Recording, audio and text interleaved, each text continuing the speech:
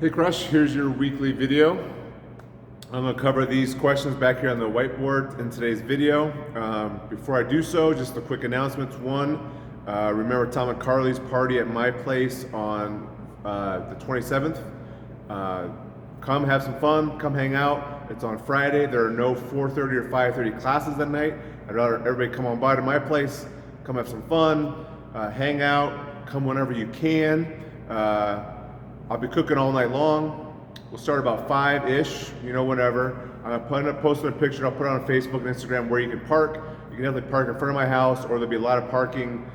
We back up to like this little open space. On the other side of that, you can park there and walk a couple hundred yards or 150 yards, whatever it might be, to my gate, to my backyard. Come hang out, bring something if you'd like. You don't have to. Just come hang out and have a good time. Hang out at the gym. It'll be a lot of fun. That's Friday the 27th. On Monday the 30th, because Friday that's Memorial Day weekend. On Monday the 30th, we have Murph, and we do Murph every year. Usually I don't cap classes. This year I am capping classes, just to make it so there's some room on the rig. So we'll have classes at 7 a.m., 8 a.m., and 9 a.m. I'll open up reservation for those classes a week ahead of time. If they all fill up, I'll add another class for Memorial Day. Starting the next day, May 31st, the kids are out of school. And since the kids are out of school, I'm expecting more people at the 8:30 class. So I'm gonna have an 8 a.m. and a 9 a.m. class replaces that 8:30 a.m. So no more 8:30 class. We'll have an 8 a.m. and a 9 a.m. starting on Tuesday, May 31st. So starting on the 31st, we'll have an 8 a.m. and a 9 a.m.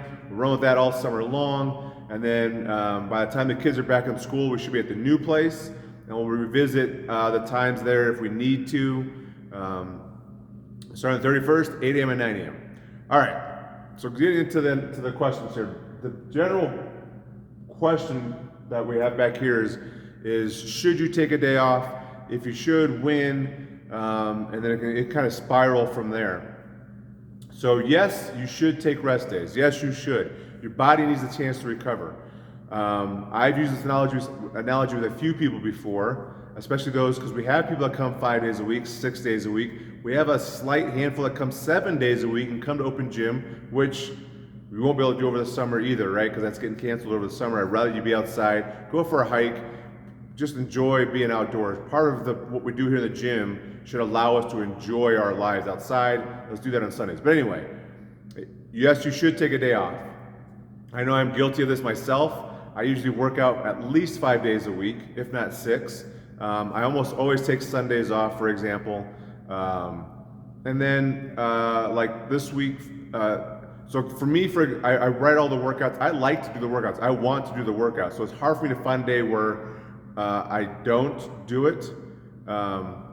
But I try to take rest days. I do, and I do think you should take rest days.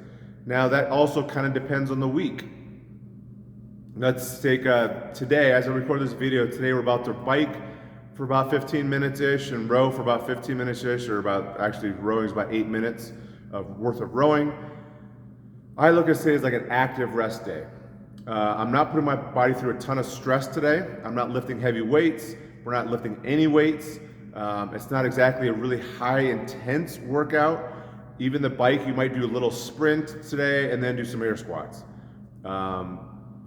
For those newer to CrossFit, maybe today is a very taxing workout. For myself, it's not a very taxing workout. So I use it as an active recovery day.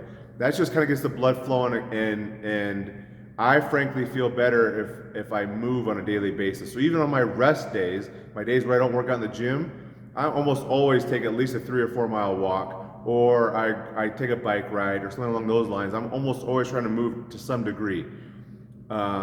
If you had a week where we're doing a lot of weightlifting, rest days are definitely a good idea.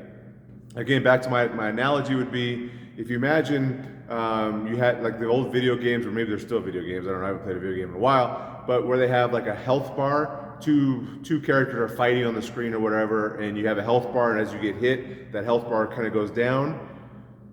I kind of look at our recovery as that health bar, and you might think, well, yesterday we did a lot of legs and then today we're doing a lot of shoulders, so my legs can recover while my shoulders are getting a workout, for example. Well, if you have this health bar, your body can only replenish it so much. And even though you might think your legs are getting a rest, now there's more resources in your body going to heal and restore your shoulders and your legs. It's just not going to happen as quickly. So you do need days off. Weeks where we do heavy weightlifting, you do need days off.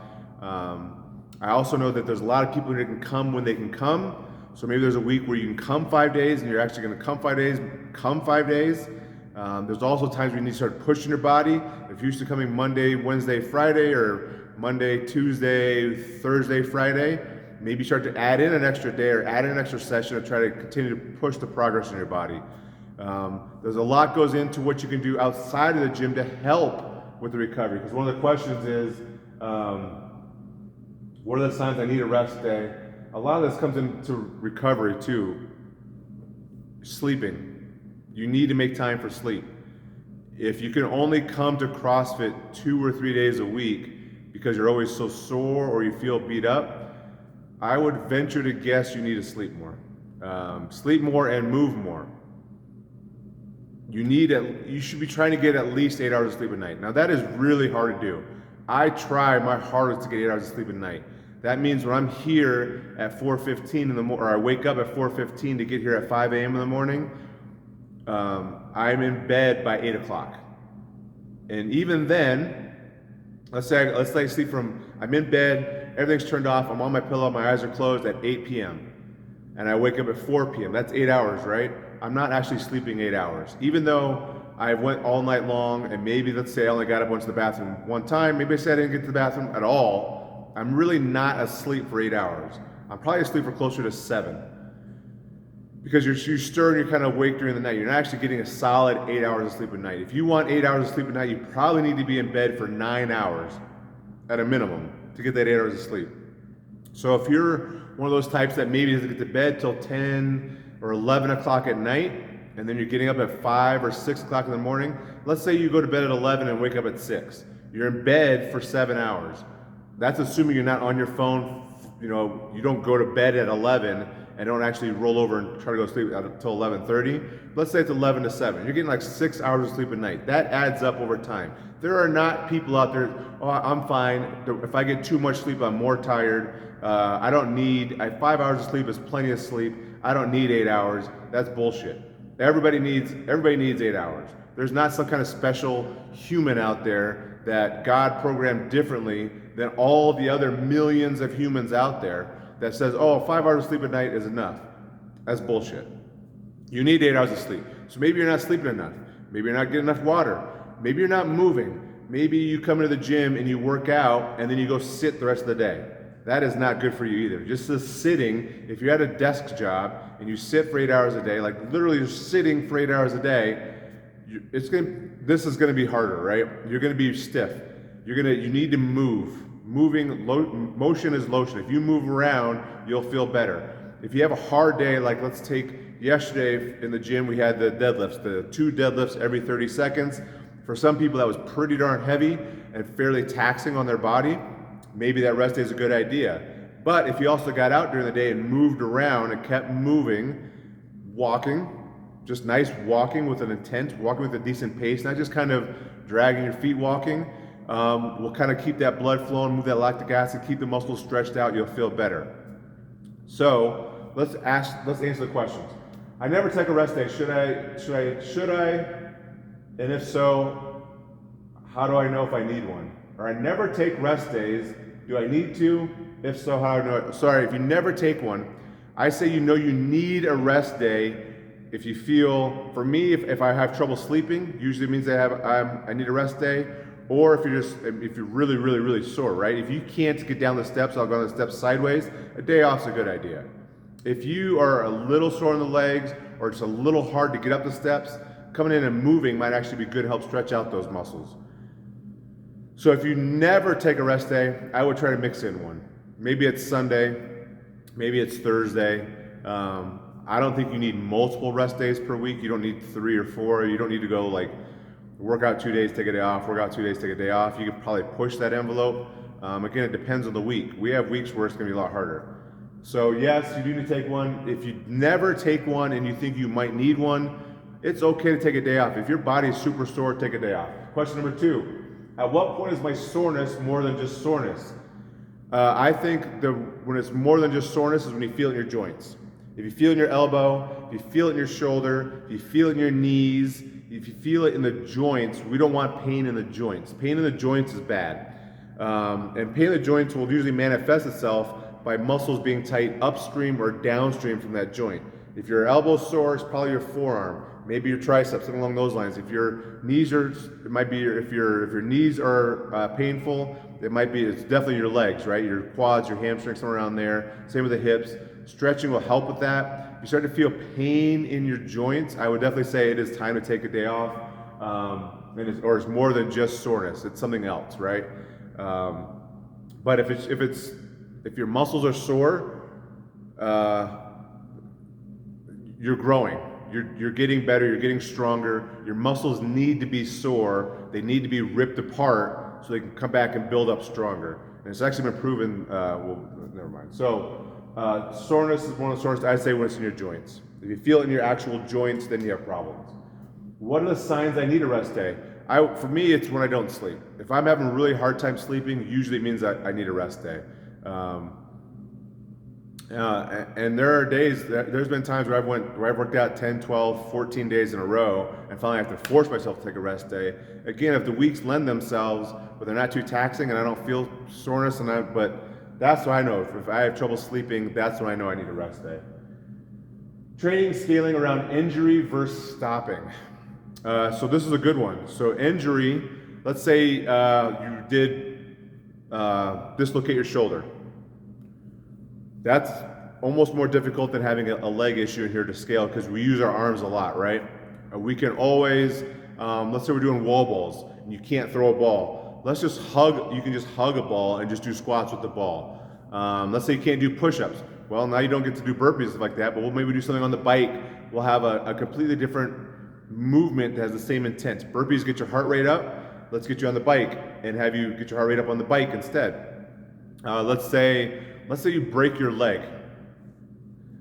If you break your leg, we're not going to be able to squat. We can still throw balls against the wall. We can still do push-ups. We can still do sit-ups. We could probably even have, seen the thing on the internet where people are on a rower with a skateboard on their leg and they're still rowing with a skateboard. Depending on how severe the break of the leg is, we can do stuff like that. We can still do pull-ups. You can do a lot of upper body stuff. We can come in and you can always email me ahead of time and say, here's the workout. I broke my wrist. What can I do in place of that? And if you have a severe injury where something is broken and you're in a cast, we can visit the workouts ahead of time so you have an idea of what you can do when you get in here, what we can scale, or maybe change the workout up quite a bit so you can still come here and get a workout in and still move. That's better than stopping. I would never stop. If you have something, if you break your back, all right, we're gonna take some time off. But if you have a broken arm, broken ankle, something along those lines, I would still come in and still move for a couple reasons. One, again, motion's lotion. I feel way better after I work out. And two, a lot of people in here maybe don't love CrossFit as much as I do, and so we can't have them falling out of the habit of CrossFit. So if you take 2 or 3 months off, or 3 or 4 weeks off, how likely are you to get back into here 4 days a week, 5 days a week, and get that going again? That's tough to do. And I've had a lot of people that said, yes, I used to CrossFit 3 years ago. Something happened, I stopped for a month, I haven't done anything for 3 years, I've gained 30, 40 pounds, I need to get back into it. To prevent that from happening, you should not stop. So if you have a severe injury, a severe break of some sort, use me as a resource. I am happy to be used as a resource. Let me know that, hey, Travis, I broke my knee, whatever, right?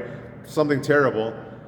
can you help me every day know what my workout's going to be based on what the gym is doing, and modify a workout that I can come in and be with the gym and work out and work around this injury. That's what I say. So training, scaling, we can always scale, we can always change something up.